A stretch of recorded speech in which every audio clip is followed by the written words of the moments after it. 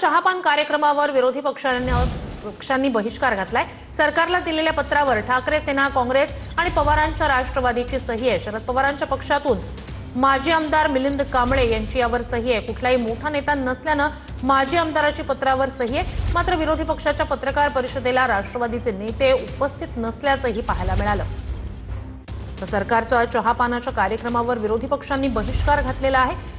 एकत्रितपणे मवियाच्या नेत्यांची बैठकही झाली। त्या बैठकीला पवारांच्या राष्ट्रवादीकडून कुणीही हजर नव्हतं। हे जे पत्र चहापानाच्या कार्यक्रमावर बहिष्काराचं सरकारला देण्यात आलंय त्यावर माजी आमदाराची सही आहे। कुठल्याही मोठ्या नेत्याची राष्ट्रवादीच्या सही नाहीये।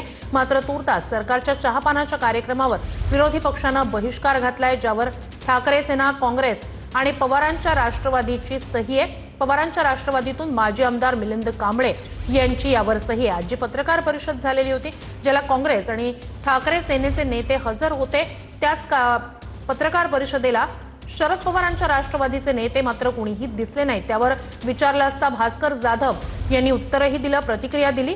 तर ही दृश्य आपण पाहतोय त्याच पत्राची, त्याचा हा फोटो आपण पाहतोय।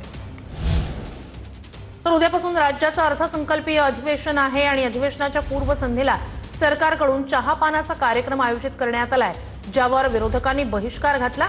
अर्थसंकल्पीय अधिवेशनही विरोधी पक्ष नेत्यांविनाच होणार आहे। अधिवेशनाआधी विरोधकांची पत्रकार परिषद पार पडली, ज्याला पवारांच्या राष्ट्रवादीच्या नेत्यांची गैरहजेरी होती। सोमवारपासून सुरू होणाऱ्या अर्थसंकल्पीय अधिवेशनाच्या पूर्वसंध्येला होणाऱ्या सत्ताधाऱ्यांच्या चहापानावर विरोधकांनी बहिष्कार घातलाय। राज्यातील शेतकरी, ड्रग्ज यासारख्या प्रश्नांवरून विरोधकांनी पत्रकार परिषदेतून हल्लाबोल केला। सत्ताधारी पक्षाचं वर्तनच असं आहे की त्या ठिकाणी विरोधी पक्षाचा मान सन्मान राखणं।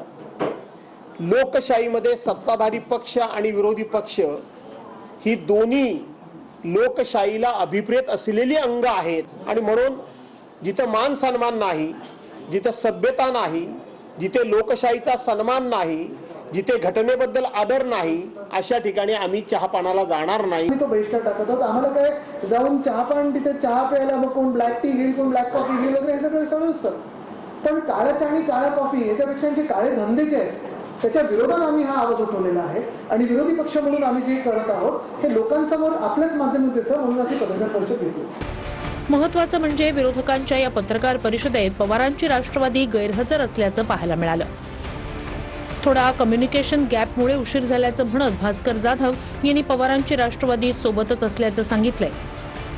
आपल्या सर्वांच्या मनामध्ये प्रश्न असेल की आमचा महाविकास आघाडीचा तिसरा मित्र पक्ष कुठे आहे। थोडंसं कामांमुळं आणि थोडासा कम्युनिकेशन गॅप झाल्यामुळं त्यांना थोडा पोहोचण्याकरता वेळ होतोय, परंतु आम्ही सगळे एकत्रच आहोत। यावेळी भास्कर जाधव यांनी विधानसभा अध्यक्षांवरही हल्लाबोल केला। मी भांडणं सोडवायला गेलो म्हणून सांगतात, खरं ते भांडणं सोडवायला गेले होते की भांडणं लावायला गेले होते? खरं ते गरिबाची जमीन गरिबाला ताब्यात द्यायला गेले होते की जमीन हडप करायला गेले होते? याचा शोध सरकार घेणार नाही, कारण माहिती आम्हाला हे सरकार हे प्रत्येकाला गुन्हे करायला लावतं आणि त्यांना क्लीन चिट देणार हे सरकार आहे। विरोधकांनी पत्रकार परिषदेतून अजित पवारांच्या विमान अपघातावरून उपस्थित होणाऱ्या संशयावरही प्रश्न उपस्थित केले। या राज्यातील विद्यमान उपमुख्यमंत्र्यांचा विमान अपघात होतो। शासनाकडून केवळ 2 ओळीचं एक लाईन अशी म्हटली जाते की यामध्ये कुठेही कोणीही अपघातावर प्रश्नचिन्ह निर्माण करू नयेत। का करू नये? हा घातपात आहे की अपघात आहे या संदर्भात महाराष्ट्रभर देशभर चर्चा सुरू आहे आणि सरकारची भूमिका संदिग्ध आहे हे आता संपूर्ण महाराष्ट्र बघतोय। अशा वेळेस आम्ही का जायचं की आपल्या राज्याचे एक अत्यंत कर्तबगार आणि तडफदार उपमुख्यमंत्री माननीय अजितदादा पवार यांचा अपघात झाला की तो घातपात झाला, अशी संपूर्ण महाराष्ट्राच्या मनामध्ये निश्चितपणे ठाम अशी एक शंका आहे की हा अपघात आहे की घातपात आहे।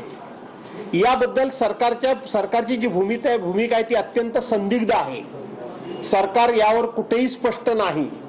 त्यामुळं अशा एका महाराष्ट्राच्या जबाबदार नेत्याचं घात की अपघात अशा पद्धतीची चर्चा जेव्हा असते, त्यामुळं आम्ही त्या ठिकाणी चहापानाला जायचं नाही अशा प्रकारचा निर्णय केलेला आहे।